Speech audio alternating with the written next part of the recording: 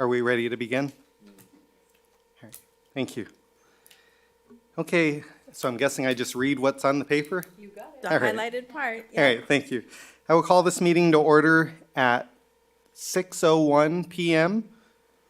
We will do a roll call. Councilmember Jessica Voigt. Oh, I'm sorry. But I can go I ahead was here. gonna let you run with it though. Councilmember Martinez, I'm here. Treasurer Patel, Chair Vanderpool is sick this evening. Vice Chair Sierra, Here. and Resident Member Rader. Here. Okay, is there any request for an excused absence? Yes, Mr. Vanderpool. All right, thank you. Do we have any adjustments to the agenda? Not seeing any. Do we have any conflict of interest disclosure? No. Okay. All right, let's go ahead and do the Pledge of Allegiance. Mr. Rader, would you lead us, please? Yes, sir. And there we are. I pledge allegiance to the flag of the United States of America and to the republic for which it stands, one nation, under God, indivisible, with liberty and justice for all. Thank you. Thank you, sir. This meeting will be open to the public and conducted in a virtual format to be inclusive of all participation preferences. Public comment participation is encouraged by emailing any comments to the city clerk's office or by calling in using the phone number provided on the front of the agenda. Do we have any public comments for items not on the agenda? I have no written requests. Jackie, do we have any callers on the line? No, no callers on the line. Thank you. So we have our approval of minutes. Would somebody like to motion to accept the minutes? I make a motion. Okay, Mr. Rader made a motion. Do I'll we- second. We have a second. Do we have, all in favor, say aye. Aye. Aye. Any noes? Hearing none, thank you. We will move on to the first quarter budget update and financial status report. Ms. Sustation, you have a report for us? I do. All right. I have a presentation. It should be up on your screens. Yes. There we thank you. go. So this is for the first quarter for fiscal year 24-25. We will be going over the general fund, which includes revenues and expenditures by department category, and the wastewater funds for revenue expenses and transit fund for revenue expenses. So starting off with general fund revenues. As of September 30th, 10% of budgeted revenues have been collected. Most of the general fund revenue budget is from taxes. Property tax is usually recorded in January and May. Sales tax is received in monthly advance estimated payments, and then a quarterly actual cleanup payment. And to date, we have recorded only the July payment. Other taxes include motor vehicle in lieu, which is received in February and June, as well as utility users tax, which is received monthly. Miscellaneous revenue will decrease as the first quarter investment earnings need to be allocated to the other funds for their share. But overall, general fund revenues are expected to come in over budget by about $140,000. It's very preliminary estimates, as we haven't gotten enough revenues in to really have a trend as of yet. You can see on the chart to the left, your numbers are the budget. So your gray bars are the budgeted amount and your line are the actuals to date. And each amount or the actual is labeled for each category of revenue. Before I move on, does anyone have any questions on that?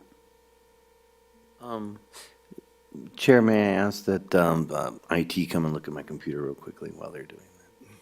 All right, continue. Thank you. Chair, may I ask a question?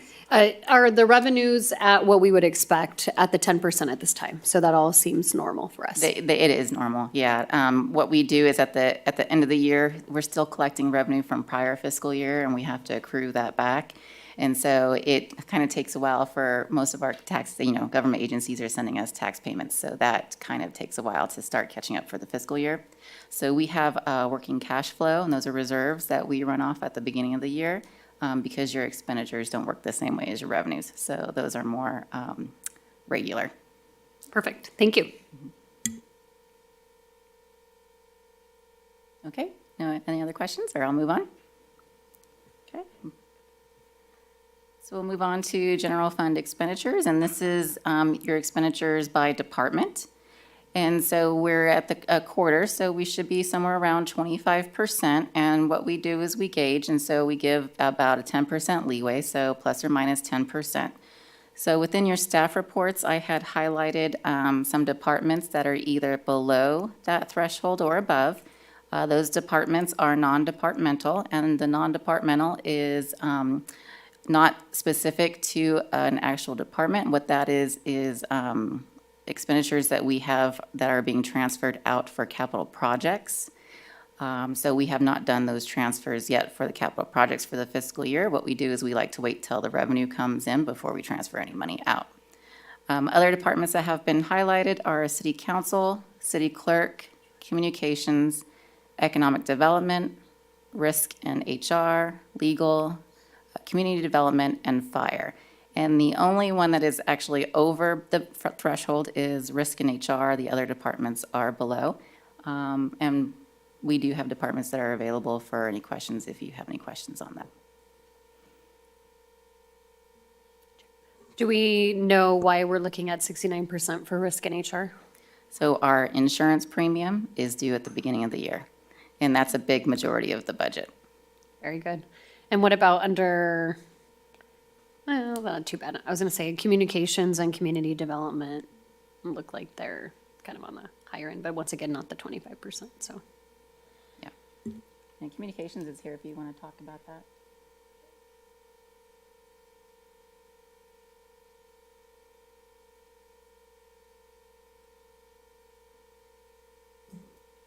Can't always tell if that's on with the light. Good evening, committee members. So as you can see, communications was at 13.7 in the snapshot about a month ago. I'm currently at about 16%, so I'm within threshold, and I have about 4 contracts pending, which would bring me up to about 30% within the threshold right now. But they're pending, so it hasn't been encumbered yet. Thank you. Thank you. Okay, do we have any other questions, or I'll move on? No questions.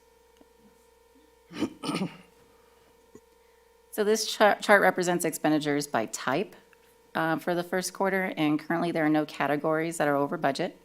Personnel is at 22% of budget. Operating is at 17% of budget. Capital is at 6%, and contingency is at 9%. Those are pretty normal for looking at everything. There's nothing that strikes me as being off. And your personnel at 22%, your personnel costs are usually more regular and occurring than what your operations are. So nothing here is throwing me off with anything. But I'm available for questions on this before I move on. Okay. All right, then we will move on to wastewater. So wastewater revenues are collected in arrears. The July billing is accrued back to prior fiscal year, and the first billing for fiscal year 25 was collected in September. Billing is completed bi-monthly, and as of September 30th, the wastewater fund has collected 20% of its budgeted revenues. Proprietary revenues are the billings, and those are at 19%. The other financing sources is a very small amount, and those are recycling receipts. The miscellaneous revenue category is interest earnings and lease revenue, and that's at 101% of budget. What that is we have a lease revenue that is coming in. During budget, it was not anticipated that that would continue past the current fiscal year, but it has. So there's additional revenue there from that. Overall, wastewater revenues are expected to come in over budget. Again, trending is very, very early. We have it at about 1.7, but we'll see how it continues throughout the year. Before I move on, are there any questions on wastewater revenues?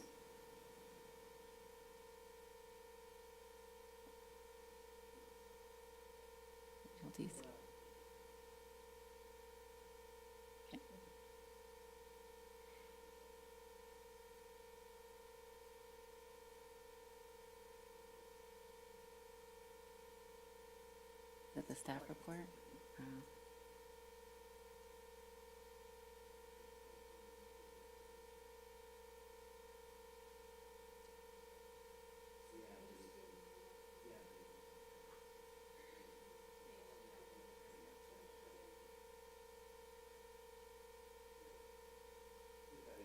Yeah, the IT guy.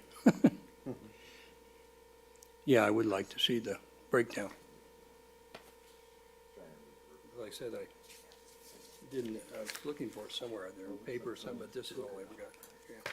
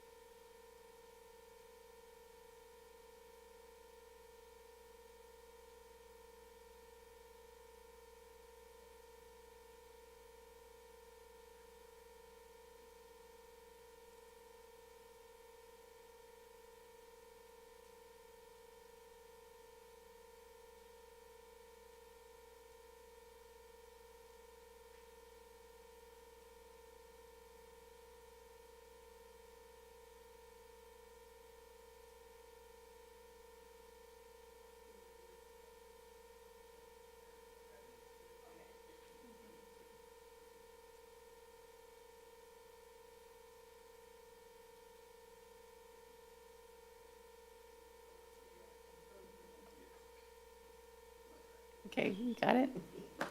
Okay. Thank you. Thank you, sir. As far as wastewater expenses, this is by category. We have personnel at 23% of the budget, operating at 11%. So far, there's nothing for contingency. We do have a small amount budgeted for debt service, and that's subscription IT agreements. That's currently actuals at 0%, and transfers are at 60% of the budget. And the transfers, what that is debt service payment on the bonds. We transfer the money from the operating fund to the capital fund and make the debt service payment out of there. On September 1st, you had principal and interest of the bonds were due and paid, and then the next payment will be on March 1st. Twice a year on those? Yes, twice a year. And do we have any questions on that before I move forward? And then the difference on that second payment would be budget to actual on that. Right, exactly. Yeah, so your September payment is principal and interest, and then your March 1st payment is only interest. Okay,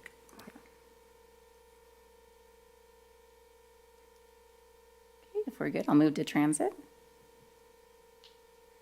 So as of September 30th, transit revenues are currently at 31% of budget.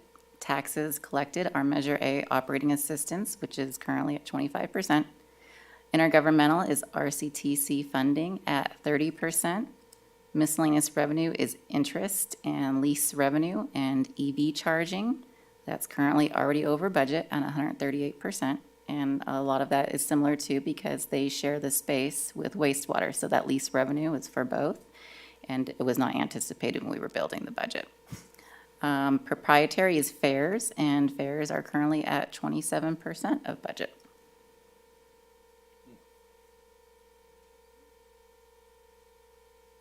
We'll move on to their expenses. Transit expenses are at 20% of total budget, with personnel at 21%. Operating is at 16% of budget, and capital, they have not spent anything yet, so that's at 0%. Within your staff reports is a breakdown of the different line items, as well as some budget adjustments that we will be recommending to City Council. And those budget adjustments are anything that has come up that was not planned for in the budget. There were 2 items for that and some cleanup items. And those have been listed as attachments within your packet. And that concludes my report, and I'm here for any questions you may have.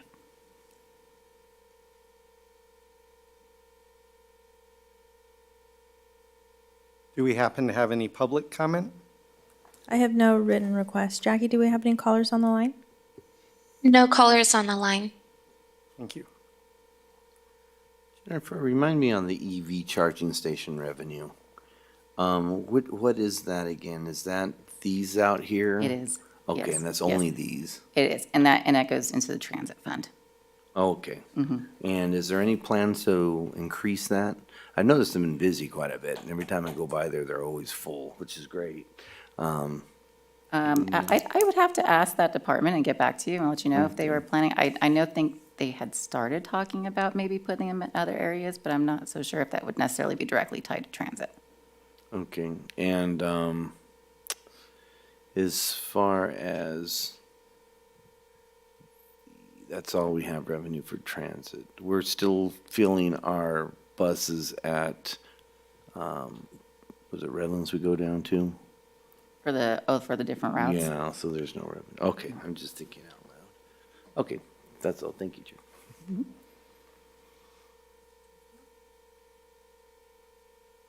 We need a motion to receive and file. Okay, I'll second the motion to receive and file. All in favor? Aye. Aye. Any noes? All right, so we'll move on to the first quarter cash and investment report. All right, I have that one for you as well. We have all your required reports are attached to this. The one thing that I wanted to report out on your investments is that to date, as of September 30th, we've recorded 2.6, almost 2.7 million in interest revenue, and the budget is 3.3. So I do anticipate that our interest revenue will exceed budget by year end. Major contributor to that is that when we were building budget, you probably heard that they were talking about multiple rate drops, right, with the Fed's fund rate, and that has not come to fruition. So we do budget interest revenue for one-time funds. It's very volatile, so it's not necessarily something you want to program into regular reoccurring expenses. So we do use these revenues for one-time projects and things like that. So if we ever did come up short due to investment returns, we wouldn't have to worry about it on our operations side. Other than that, attached, you'll find all your different cash balances and your different amounts for each month, and again, the attached reports. So with that, I'm available for any questions that you have. I noticed they still have the Bank of Hemet. Will you hit it one more time? HCM. Can I hit your button one more time? Oh, I'm sorry. I thought it was on. I noticed we still have the Bank of Hemet name on there instead of HCM. Yes. Do we need to update that? Yes, thank you for that. Point that. I will change that. Chair, just one more question as well. Did you say it was budgeted revenues of 3.3 and we're currently at 2.6? Yes. Okay, perfect. Correct.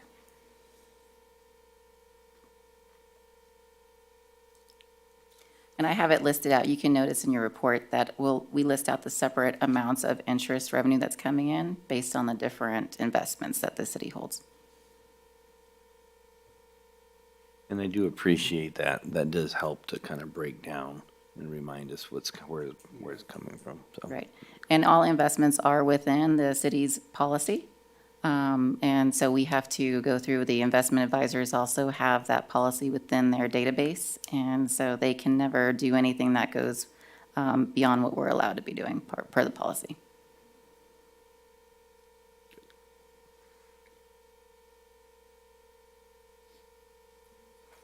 Do we have any other questions? Any public comment?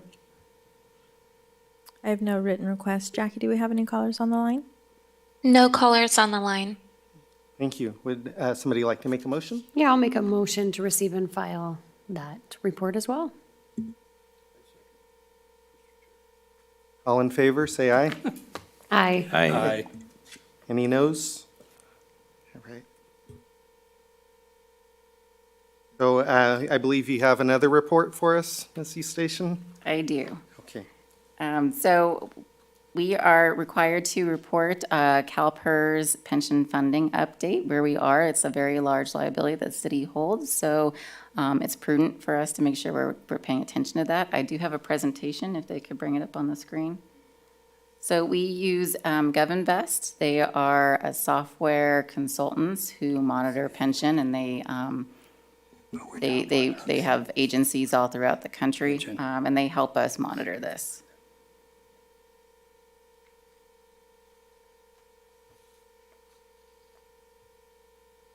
Let me go back. So I'm just going to go through pension basics. So we're going to talk about pension basics and what has happened since the last evaluation and the impact of those changes and addressing the unfunded liability. So starting with pension basics, just for those that don't know, you have different contributors that go into the fund. So there's employee contributions, employer contributions, and then you have a big part of it is investment income from CalPERS. And then what you have going out of the fund is your benefits and expenses for retirees. CalPERS uses projections to determine what the unfunded or what your actual contributions are due. The different things that they are projecting is economic, so that's inflation, investment return, and salary growth. And then on the demographic side, they do projections for retirement, disability, death, and termination. As they change those projections, it also then changes our required contributions. So currently, Beaumont has 2 safety benefit structures. We have safety that was on or before December 31st of 2012, and then we have PEPRA. And PEPRA is a reduced benefit from the original classic, as they call it. And then we also have miscellaneous. So miscellaneous employees we have again, and that should say on or before 12/31 of 12. And then PEPRA as well is anything that's after January 1st of 2013.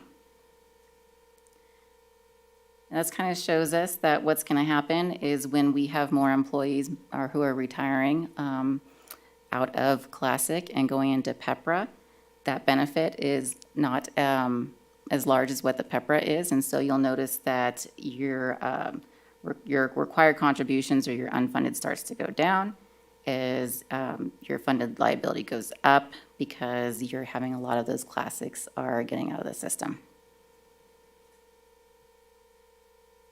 And this shows you kind of what happens too with you when you have more PEPRA employees that come on is your contributions as a percent of payroll starts to go down.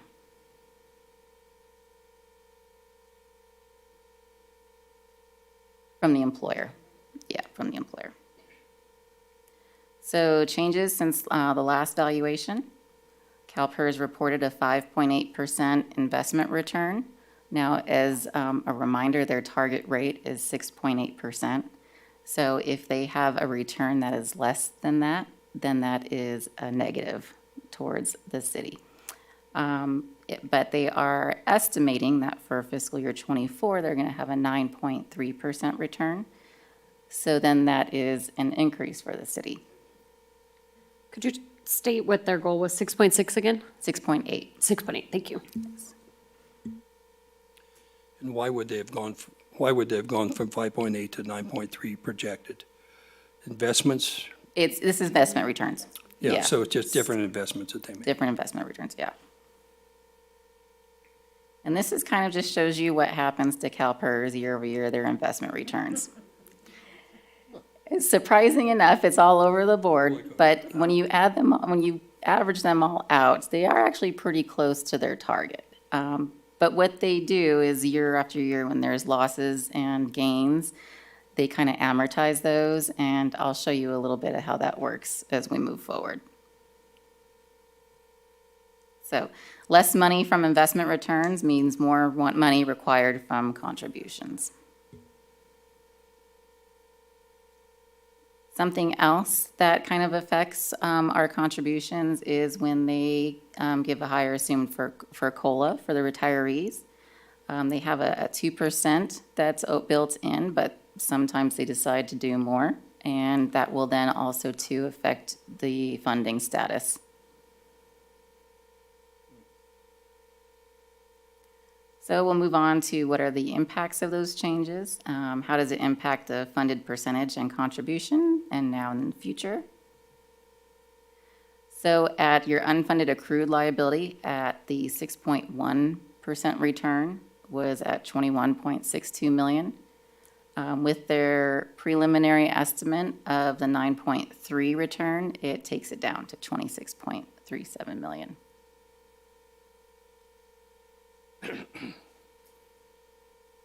On a percentage, at the 6.1% return in 2023, it was 77.2% funded, and now they are estimating that we are going up to 79% funded. So the changes of your required employer contributions from those difference, you could see the green line was the 6.1% return. But with the 9.3, you can see that that has gone down, and that's the yellow dotted line. So overall, we would be required to pay 6.04 million in 32-33, but since they're estimating the 9.3 return, that amount is going to go down to 5.77 million.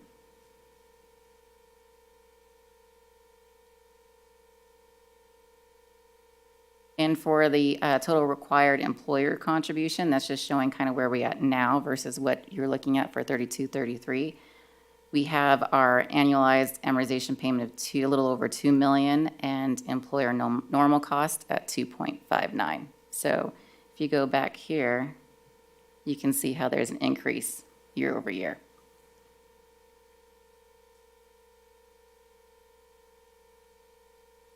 So addressing unfunded liability and approaches that the city can and has taken. So most of the current required contribution is due to payment towards that unfunded liability. The city is effectively paying interest to CalPERS for its unfunded liability, and that is at a rate of 6.8%. So a way to lower that is to actually get that liability down. And there's ways that you can do that. But just to remind everyone what unfunded actuarial liability is it's the difference between the plan's assumptions versus the actual experience. It's also created when assumptions are changed, and we kind of talked about that earlier. UAL increases when experience is worse for the plan than what was assumed, and that's what we're talking about, the investment rate, when those change. The liability decreases when experience is better for the plan, so when we have those higher investment returns. And there can also be changes based on salary increases or the demographic changes we talked about. And you can also see things change with high levels of turnover or increasing life expectancy.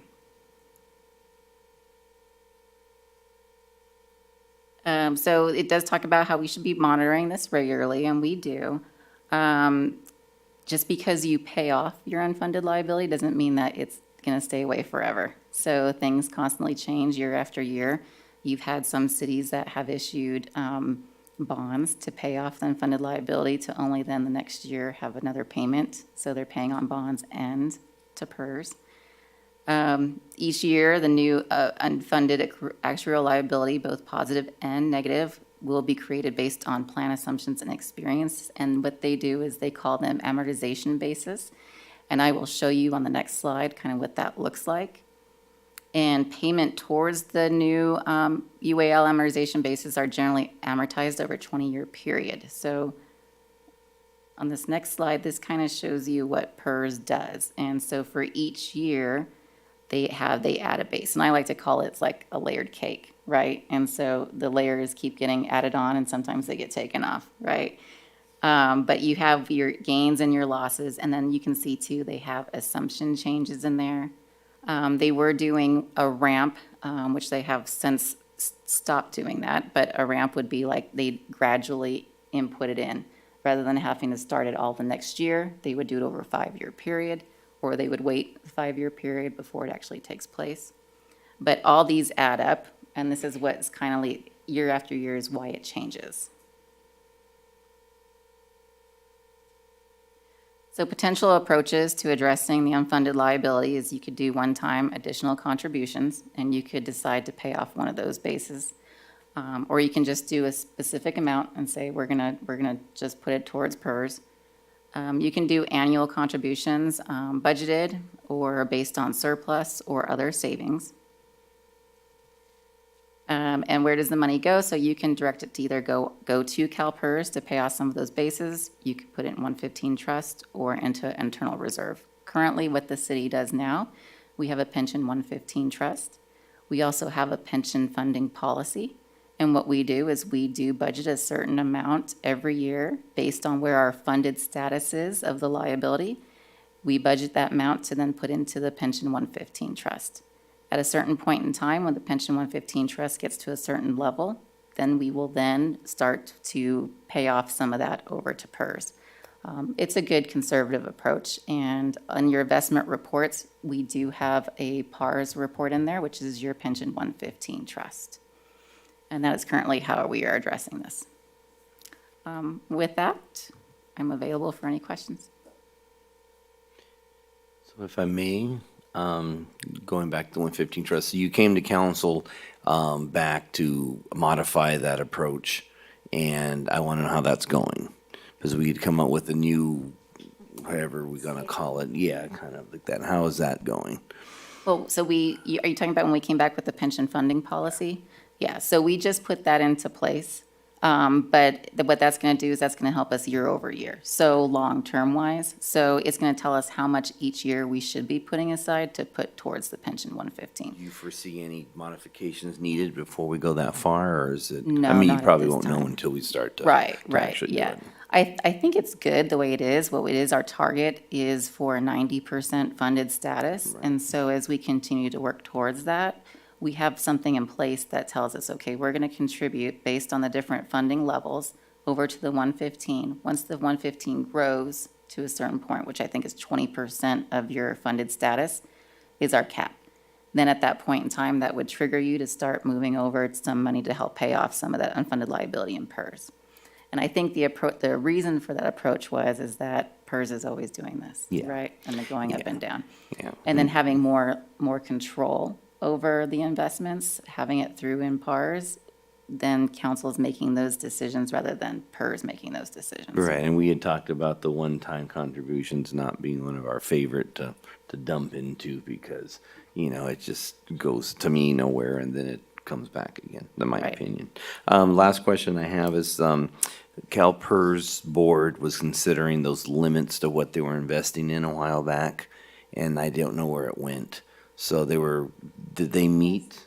Yeah, did they meet and have, 'cause remember they were having the limits on who they were gonna invest in, and that we were concerned that was gonna throw things off. Whatever happened on that?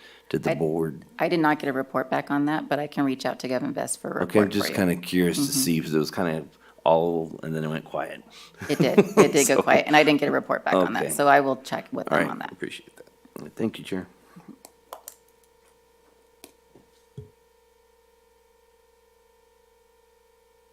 Do we have any other questions? Do we happen to have any public comment? I have no written requests. Jackie, do we have any callers on the line? No callers on the line. Would you like to make a motion? I'll make a motion to receive and file the CalPERS pension funding update. I'll second. All in favor, say aye. Aye. Any noes? All right. We'll move on to another staff report. This one's actually mine. All right, excellent. Actually, I'm going to do the last two, and they're kind of the same theme because it is that time of year again where the city is undergoing the audit. But we currently are at the final year that we will be performing the audit with Rogers, Anderson, Malady, and Scott. So around December is where we're kind of timing to start the RFP process and pursue a different firm and work through that RFP process. And in the past, Finance and Audit Committee has selected members to help us work through that RFP process and select our auditors. So that's what this item here is for, is intended to select the Finance and Audit Committee members that will serve on the Audit Subcommittee. So I think we've done two. I think we've had two members sit on the RFP. So this is more discussion and appointment of who may want to step up for this one. Do we know previously who had served? Do you know? It was Cooley and Barry. That was the last that served. They're So not, no longer on. Okay. yeah, yep. What's a normal lifespan for an audit firm for the city to hire? 5 years. 5 years, that's what I thought. Yeah. We usually do like a 3-year contract with 2-year extension options.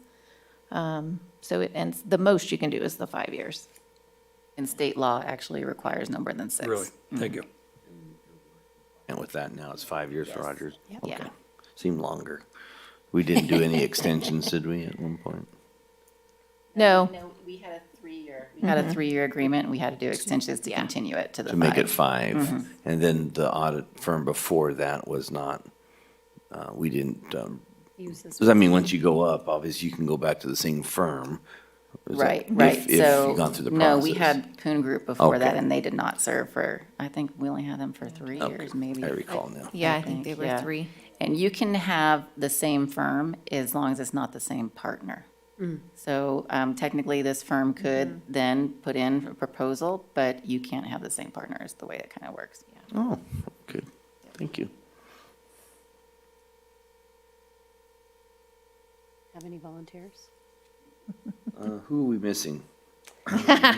Oh, I'm just saying. Mr. Vanderpool? Yeah.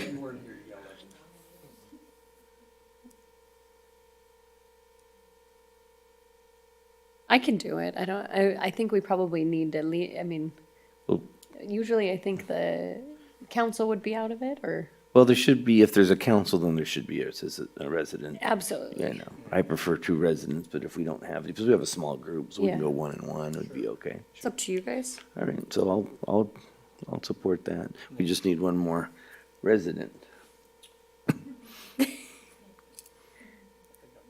I think. Do you have time? You want to Yeah, the try question something is like if you that? have time, or Mr. Oh, yeah, Sierra. what is the commitment then? So Good question. normally the process is, the staff kind of puts the RFP together.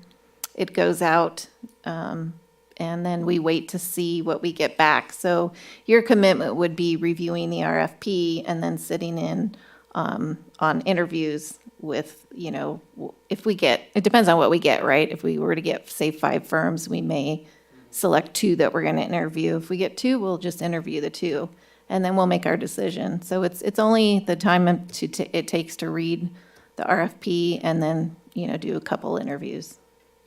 I will say and let everyone know now that their firms are having a really hard time keeping up. You don't currently see a lot of proposals coming in from other cities I have talked to.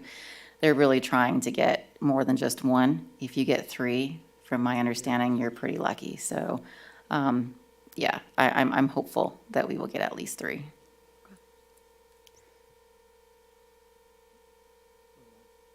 Volunteer to do it. I've done it before for the hospital, when we've gone to new audit companies, so I kind of know what it is. It's this larger scale, of course. It is, you just need. I'm just not close, I'm sorry. Yes, I've done this before for the hospital, and not to this big of a scale, that's why I asked what the scale was. But certainly be available to help in that capacity if the chair or the committee asks. Right, I nominate Yeah, Councilmember Voight and Member Rader. yeah. I'll second that if we're good with that. There you go. That sounds great to me. Thank you. Thank you. Thank you, Ron. folks.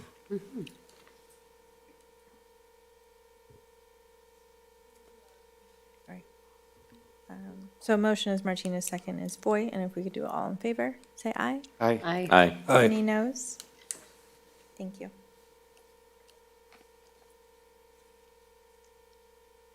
We want to move on to the next report? Yeah. Okay, so this one is, when we get to the end of the audit and we get our draft, what we like to do is have Finance and Audit Committee review the draft for any recommendations before we send it on to council. So currently, we're working with RAMS on this, and it looks like they're going to be ready for us to present a draft that we can bring to you. And so there's some dates on here. We're going to have to call a special meeting next month. So the dates that we'd be available is Monday, November 18th, Wednesday, November 20th, or Thursday, November 21st, that you guys can kind of pick from. So we thought we'd give you advance notice on this special meeting this year. Thank you. And would you still be looking at 6, so everything same time? Yes, yeah. Unless you guys want to change the time, I guess you could change the time, right? I can do any of those dates.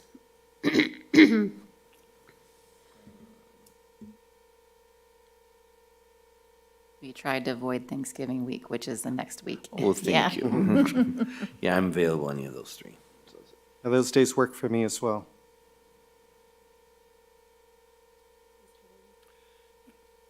Works for me also.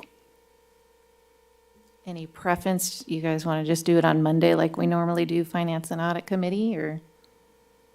Yeah, I'm okay with Sounds that. good. Okay. Can you state what that day is? Just I So can that have would it. be Monday, November 18th. Thank you.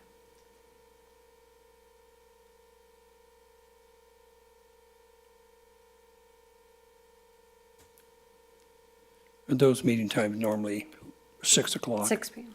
Yeah. Okay. Thank you. Yep.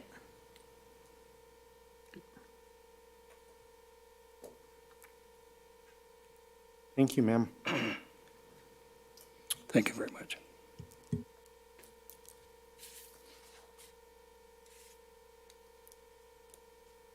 Do we need to make a motion for this, or are we okay to move on?